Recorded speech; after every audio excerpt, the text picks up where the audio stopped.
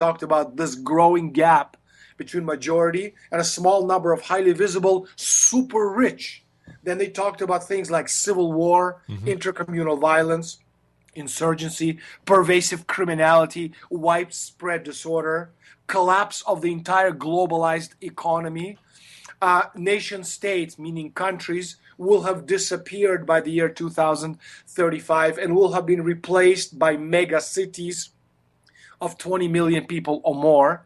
And then the report concluded that by 2035, because of the generalized collapse of everything around us, the megacity will have collapsed themselves, which is endemic of state failure, which in turn these city failures will precipitate. And when I read all this, and putting it in context with what they were talking about, I realized that with these technological advancements, on the one hand, what they're doing, and we're seeing it again all around us, the destruction of the economy, they're sending 99% of us to hell in a handheld basket, while they're using gazillions of dollars of their wealth to create this incredible technological advancements, which will separate them from us even more than we are today. And that will lead to something which was shocking when I finally realized what I was seeing, is that the generation of our children, the kids who are today 15, 20 years old, is one last final generation of human beings on the planet. Their children and their grandchildren will be transhuman, they'll be post-human, they'll be men or women or person machines, so they'll be cyborgs, they'll be beings who are not totally human as a result of synthetic biology and the ability that we have right now create beings that don't exist on a planet Earth in a laboratory. And this is the world we're facing right now, and people don't understand that as they're getting ready to watch the Olympics opening ceremony, they're talking about, or closing ceremony, or the Olympic Games themselves, we're literally standing at the cusp of the greatest, change in the history of mankind.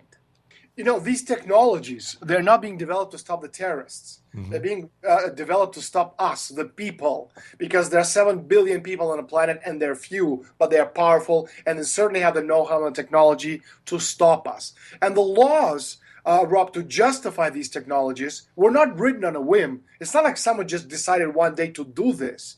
They've been actually thought out and planned for a very long time.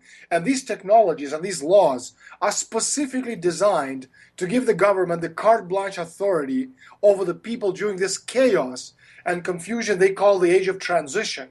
Transition, sorry, to a planetary civilization. And again, what people have to understand is that the future bin Ladens and Gaddafis and Assads, they're not the enemy. They never were the enemy. We, the people, are the enemy. And because of the technological developments, whether you're standing at the airport, at the border crossing, street corners, from now on, we will all be mind probed by amazing new technology being developed by the Human Factors Division of the Department of Homeland Security, Science, and Technology Directorate. That's totally different from the view they want the public to understand.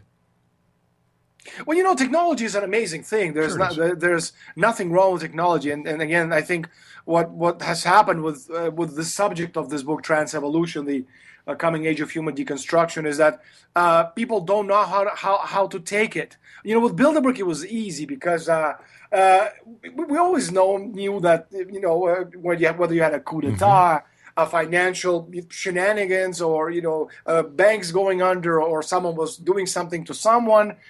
We knew this was being done from behind the scenes. We just didn't know who these people were.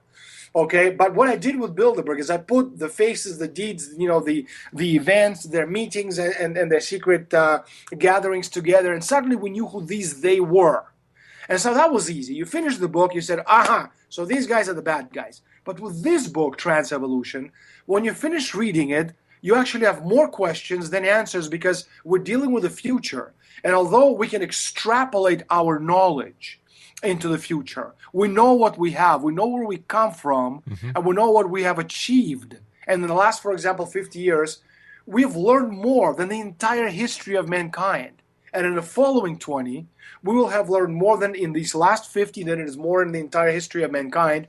And in about a generation and a half, we will be doubling our knowledge annually. But what it basically does is, it, again, because you're dealing with the future, you have to extrapolate knowledge.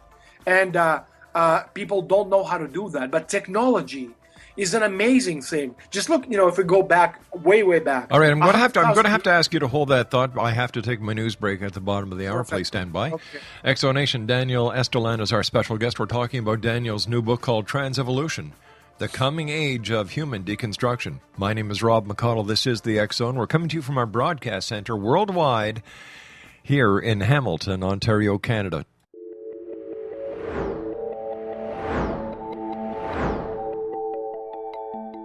Do you have a dis-ease that you would like to alleviate through a natural means? Have you been contacted by angels, ghosts, or even extraterrestrials and want to validate these experiences? Or would you simply like to speak with someone who can help you find your life's purpose? I'm Dr. Joseph Mara, and I'm offering my services free of charge for first-time clients contacting me during the month of April.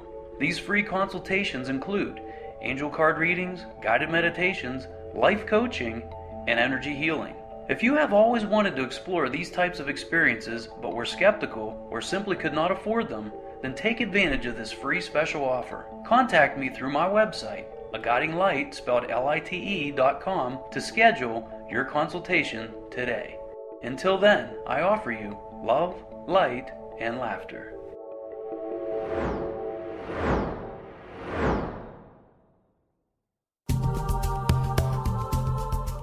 If you enjoy reading a good mystery with a touch of the paranormal, then you'll love From Out of the Woodwork by William S. Peckham. Sean Kennedy, a Toronto contractor, buys derelict houses, guts them, and turns them into multi-family dwellings. When Sean buys 29 Livery Lane, a century house in ruins, and starts the renovation, the house fights back. He is visited by ghosts of owners past. His visions are triggered by touching an oak mantle, reading a faded letter, opening an old locket, or opening a brand new casket in the basement. These visions will take you on a trip across southern Ontario from Niagara Falls to Toronto to Kingston. From Out of the Woodwork is now available in paperback and on your favorite electronic reader. To order your copy of From Out of the Woodwork, go to www.williamspeckham.com. That's www.williamspeckham.com.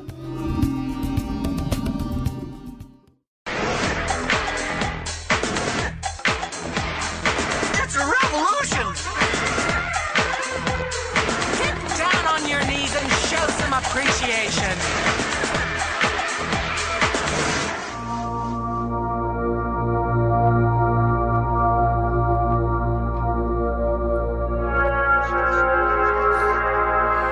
Daniel Estulin is my special guest for this hour, X-Zone Nation. He's the author of Trans-Evolution, The Coming Age of Human Deconstruction.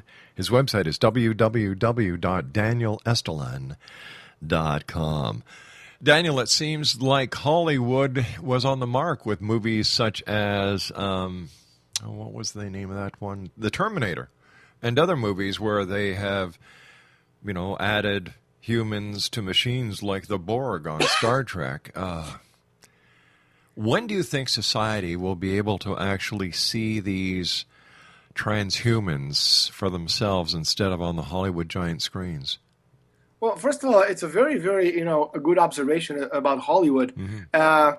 We have to watch what they do, not because Hollywood is great, but because it's great at mind manipulating people and setting trends, and realizing that Hollywood is owned by, the same man behind the curtain, these zillionaires of all the money in the world. What they do, what they show is, especially when we're dealing with high tech, is very important. So whether you're talking about, the Terminator, Blade Runner, which is a term, the Strategic Trends Report, which came out of the Bilderberg 2005 meeting, they use that describing the future world as the Blade Runner world. RoboCop, G.I. Joe 2, where we're talking about this high-end, nanotech.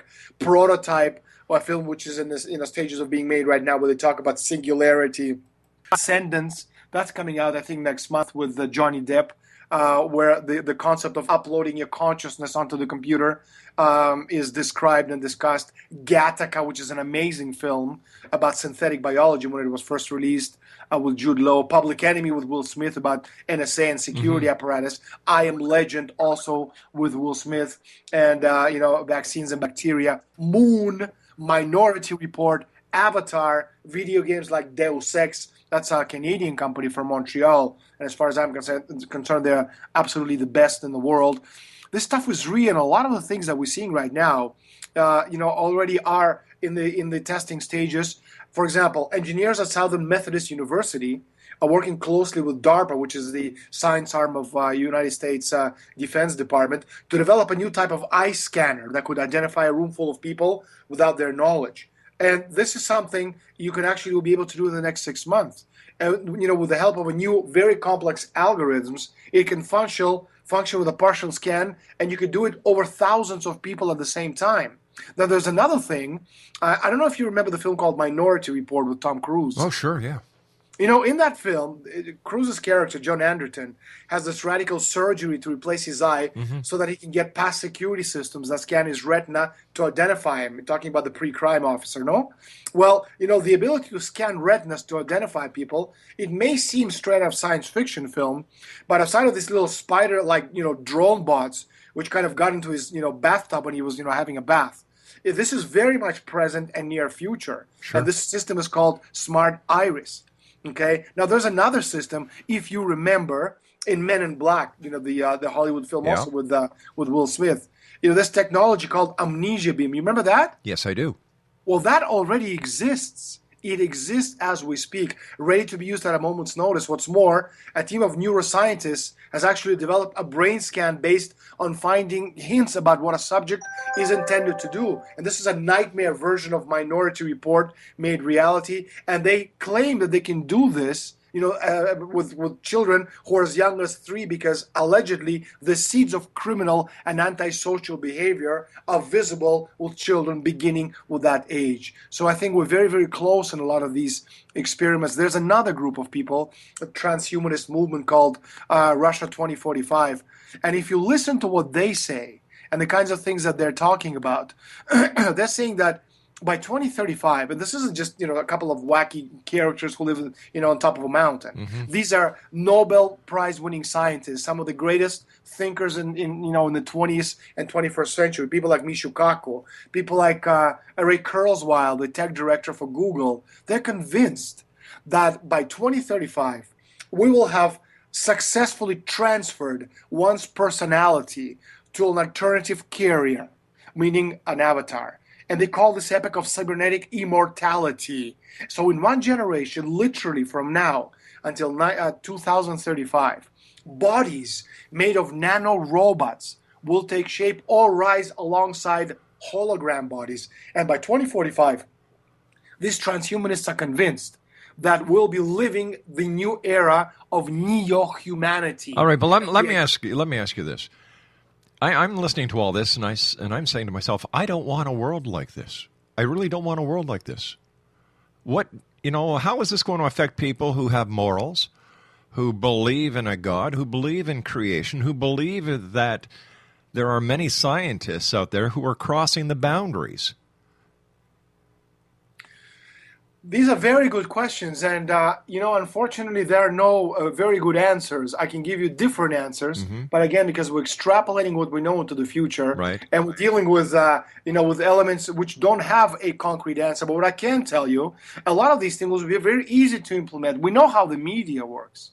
For example, let me talk about a Blade Runner by the name of Oscar Pistorius. You might be familiar with him. He is the man on blades who won a bronze medal at 2012 Olympic Games in a 400-meter track.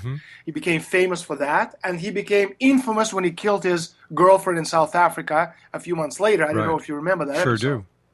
Well, I could see in the next few years, and social scientists already working on how this is going to be done.